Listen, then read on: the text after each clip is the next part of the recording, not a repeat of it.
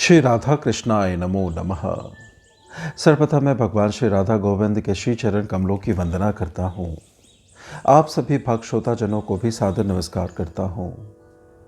ग्रंथ श्री श्री राधा रस सुधा निधि से आज हम उस अध्याय का श्रवण करेंगे जिसका शीर्षक है महारस वैभव, जो इस ग्रंथ में इस प्रकार से वर्णित है।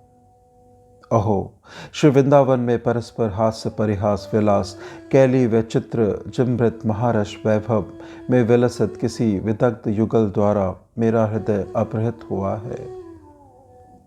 श्रीपाद की स्फुरन धारा में विराम नहीं आया। किंकरी रूप में वे परमोत्कंठिता वीरवती श्री राधा को अंतस में वहन कर अपने परमाभिष्ट श्याम सुंदर की खोज में जा रहे हैं।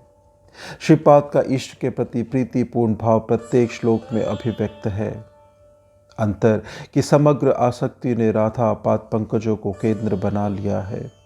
तीव्र स्फूर्ति में साक्षात्कार की तरह लीला रस का आस्वादन प्राप्त कर रहे हैं।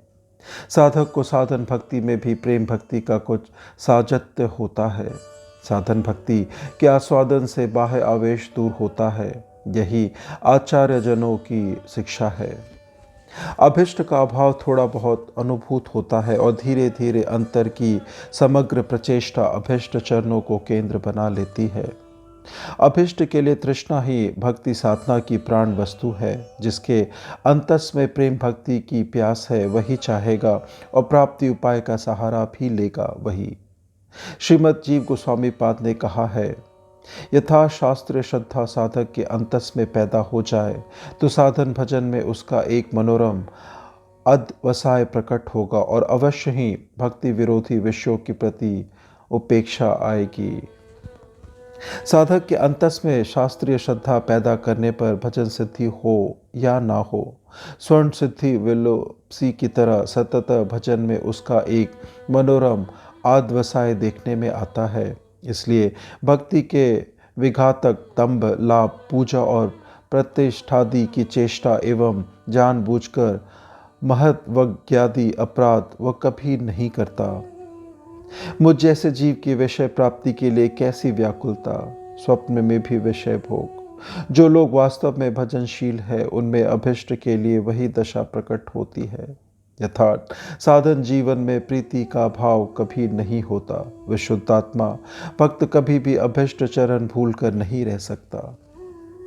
जैसे पथिक प्रवास से लौटकर अपना सुख साधन छोड़ना नहीं चाहता, वैसे ही पवित्र चित्त भक्त भी संसार प्रवास से लौटकर अपने सुख निकेतन श्री गोविंद चरणों को कभी छोड़ने की इच्छा नहीं करता।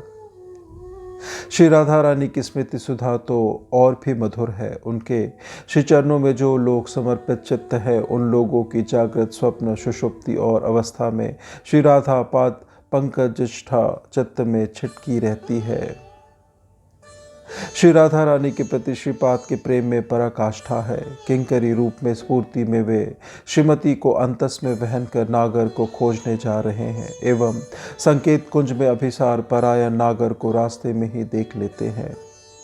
श्री राधा की रस माधुरी की उच्छलित करने की नियत से ही नागर ने अभिसार के लिए कुछ विलंब किया है। किंकरी का मुख देखते ही नागर ने श्री राधा की विरह दशा का अनुभव कर लिया है।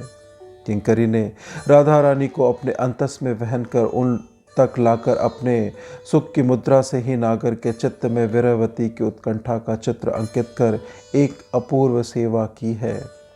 धन्य राधा किंकरी, धन्य उसकी सेवा। किंकरी को देखकर राधा विरह में निरतिश अधीर होकर नागर किंकरी के आगे हाथ जोड़कर विलंब के नाना कारणों पर प्रकाश डालते हुए क्षमा प्रार्थना कर रहे हैं। नागर को आश्वासन देकर किंकरी ने वीरवती के साथ उनका मिलन करा दिया है। स्वभाव से ही वाम्य भाववती श्रीमती की मानव नागर के विलंब से आने से धूमयित हो उठी है। किंकरी ने नायक की ओर से तरह तरह की बातें कहकर नागरी मणि के हृदय में रस का संचार कर दिया है। चंद्रोदय पर जल निधि के उच्छलन की तरह श्री राधा के हृदय में प्रेम सिंधु उछल उठा है। विरह वेदना की स्मृति में भी अनंतर में जागरूक है। तभी थोड़े से रोम मिश्रित परिहास रस का आश्रय लेकर श्रीमती कहती है, तहो यदि माधव चाहसी ले, मादन साखी करी खत लेखी ते। छोड़वे केली कदम्ब विलास, दूर करवे निज गुरुजन आस। मो बिनु स्वप्ने ना हेरवी आन, हामरी वचने करवे जलपान। रजनी दिवस गुण गावो मोर, आन युवती कोई ना करवी कोर। एछन कवच धरव जब हाथ, तबहु तुआ संगे मरम की बात। श्याम सुंदर ने अनुरूप परिहास रस का विस्तार करते हुए मदन खत पे अपने हस्ताक्षर कर दिए हैं। क्रमश युगल के अद्भुत केली विलास की वैचित्र चिमृत प्रकाशित महारस वैभव पड़ गया है। मादन रस के उच्छलित समृद्धि से श्याम आत्महारा है। रस तरंगों में युगल डूबे हुए हैं। किंकरी लता वतायन से युगल विलास माधुरी देखकर कृतार्थ है।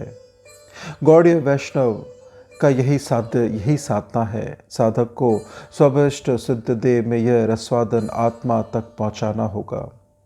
श्री राधा लतिका के श्री कृष्ण रस में सिक्त होने पर सखी मंजरियों में वह महारस वैभव अति अद्भुत रूप से संचालित हुआ करता है। राधा स्वरूप कृष्ण प्रेम कल्पलता, सखीगण है तार पल्लव पुष्प पाता। कृष्ण लीलामृते यदि लता के सिंचय, नित्सेक हेते पल्लव धारे कोटि सुख है। श्रीपाद ने श्री वृंदावन महिमामृत में श्री राधा की सखी मंजरियों के सुख का आनंद का परिमाण निर्धारित किया है। वे कहते हैं, श्री राधा नागर की केली सिंधु में निमग्न सखी मंजरियों की आंखों में जो सुख होता है, भगवत राज्य का अखिल सुखोत्सव उसके लव लेश के बराबर नहीं। तैत्तरीय उपनिषद में जो आनंद श्रुति देखने में आती है, ऋग्वेद में उसका भी मूल है। तैत्तरीय उपनिषद में आनंद मीमांसा में ब्रह्मानंद को सर्वोपरि स्थान देकर यथो वाचो निर्वंते अप्राय मनसा सह इत्यादि वाक्यों में ब्रह्मानंद की असीमता प्रतिपादित की है। किंतु ऋग्वेद में मधुवाता ऋतायते आदि श्लोक में मधुमय श्री गोविंद की उपासना में ही आनंद की अशेष वैचित्र प्रदर्शित है। गोविंद भक्ति में ही सुख का आनंद की चरमता है और सखी मंजरी भाव में ही आनंद की पराकाष्ठा है। श्री कृष्ण यदि श्री राधा को स्पर्श करते हैं तो सखियों की देह में कंप, स्वेद, रोमांच और वाष्प आदि सात्विक भाव प्रकट हो जाते हैं। यदि वे सहर्ष श्री राधा का अधर मधुपान करते हैं तो उनकी सखियों में मत्तता पैदा हो जाती है। यह बड़ा आश्चर्य है। श्रीपाद ने किंकरी के रूप में युगल विलास देखकर इस अपूर्व रस का आस्वादन प्राप्त किया है। रसवादन में चित्त में जो चमत्कारिता जगी है उसे व्यक्त करते हुए कहा है, श्री वृंदावन में विलसित विदग्ध युगल द्वारा मेरा चित्त अपहृत हुआ है। श्री कृष्ण संदर्भ में अंत में श्रीमद जीव गोस्वामी पाद ने कहा है, श्री राधा माधव की माधुरी से मेरा चित्त आक्रांत हो। यह है कि स्वप्रकाश राधा माधव की माधुरी साधक इच्छा करते ही आस्वादन कर लेगा, सो नहीं।